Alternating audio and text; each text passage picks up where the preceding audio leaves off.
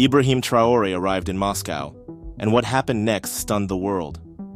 From his dramatic arrival to his striking presence at the heart of Russia's most symbolic military celebration, this wasn't just another diplomatic visit.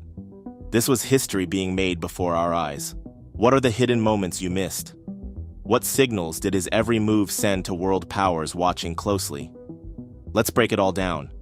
And by the end of this video, you'll understand why Ibrahim Traore is becoming the most talked about African leader on the world stage today. So stay with us, and let us know in the comments which of these 5 shocking moments surprised you most. When Captain Ibrahim Traore, the revolutionary president of Burkina Faso, stepped foot in Moscow on May 9, 2025, the world watched closely, but very few saw what was actually unfolding behind the scenes. This was not just a Victory Day appearance. It was a statement of power, defiance, and geopolitical realignment. Let's start with the first thing most people didn't see: the plane. Unlike many African leaders who arrived in their own presidential jets or through standard diplomatic channels, Ibrahim Traore's arrival stood out immediately. He didn't fly in on a commercial flight or a government-leased jet. He landed in a specially dispatched Russian aircraft, flown directly by the Kremlin. Yes, you heard that right. Russia sent a plane just for him. This wasn't merely about convenience. It was a bold message. Russian President Vladimir Putin was telling the world, and especially France, NATO, and ECOWAS, that Ibrahim Traore is not just an ally. He is a priority. Think about it. Why would Russia use its own aircraft in the middle of ongoing global tensions to bring a 36-year-old African leader into Moscow? Because Traore represents the new wave of resistance against neocolonialism. He is young, fiercely independent, and unafraid to redraw alliances. His flight was diplomatic symbolism at 30,000 feet. And for a leader who has survived 18 coup plots in just 2 years, that special arrival meant one thing: security and trust. Now let's talk about his look. The second shocking thing you probably didn't notice was his outfit. While other heads of state arrived dressed in tailored suits, silk ties, and polished leather shoes, Ibrahim Traore made an entrance in full military camouflage. Not a jacket draped over it. Not a diplomatic blazer. Just raw, unapologetic battle gear. Why? Because it wasn't a fashion statement. It was a warning. Traore wasn't there to impress with elegance. He came to declare that he is still in the trenches, still in the fight, still armed. And that message echoed far beyond Red Square. To his supporters back home in Burkina Faso, it was a reminder that their leader hasn't abandoned the revolution. To his enemies plotting in exile or in neighboring Ivory Coast, it was a show of readiness. He is still a soldier, first and foremost. Which brings us to the third jaw-dropping detail: he came armed. Yes, as cameras rolled and dignitaries shook hands, Ibrahim Traore stood tall, his sidearm clearly visible in a brown leather holster. A loaded pistol, in Moscow, at one of the most watched global events of the year. That sight alone sent social media into a frenzy. No other world leader dared to show up with a weapon visible, but Traore did. Why?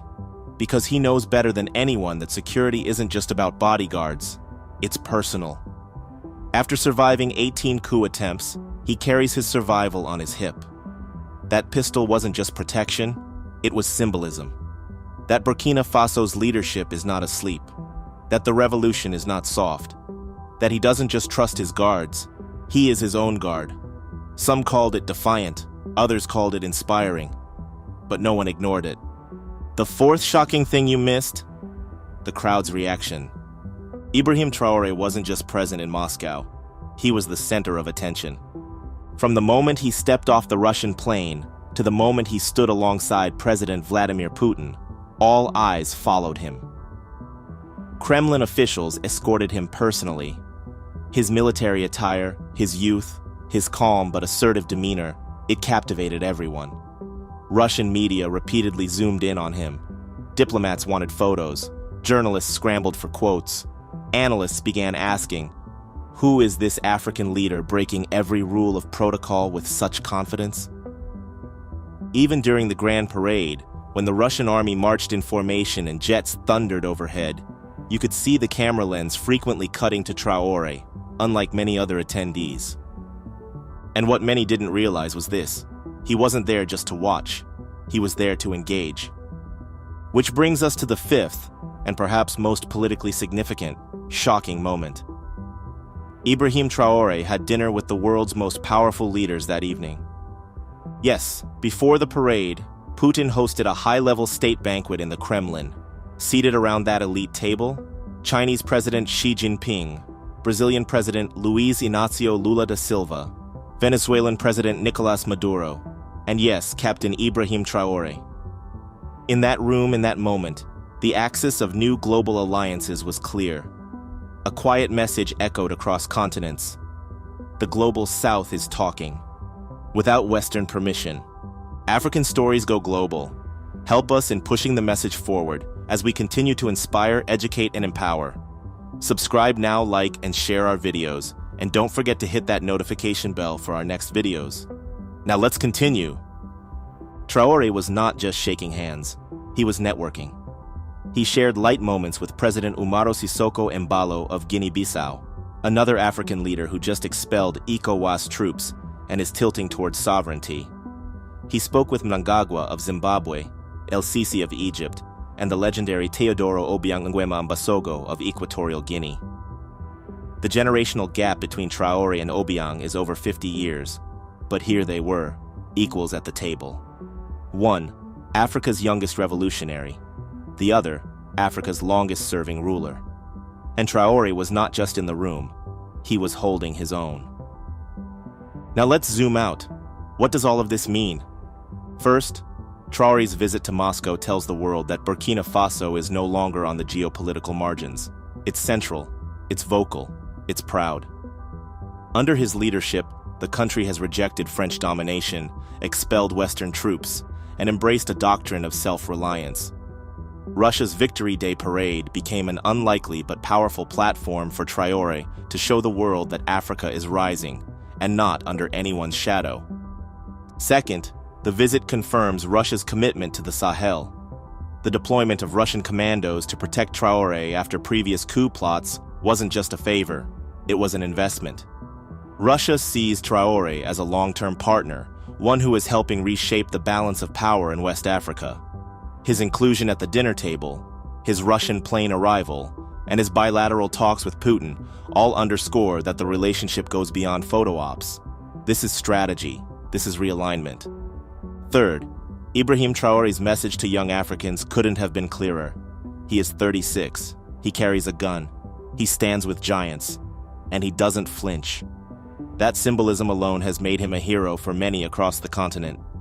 In Burkina Faso, in Mali, in Niger, and even among diasporas in Europe and America, young Africans are watching and drawing inspiration.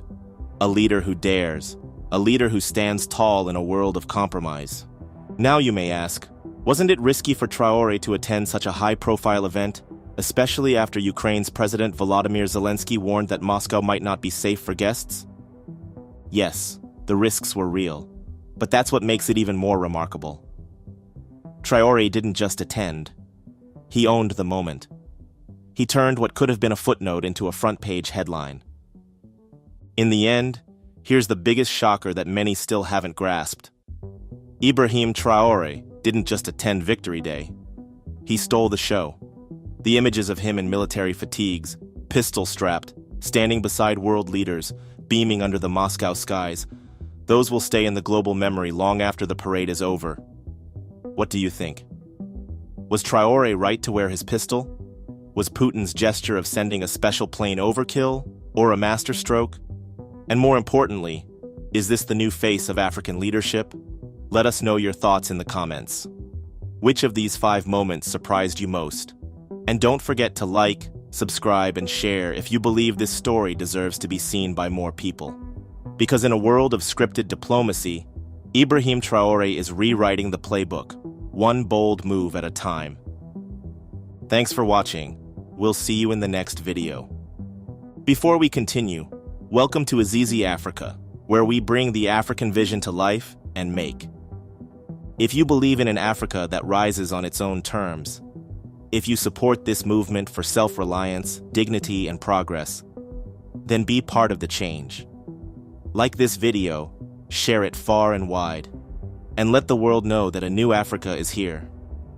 And of course, make sure to subscribe to Izizi Africa, where we bring the African vision to life and make African stories go global.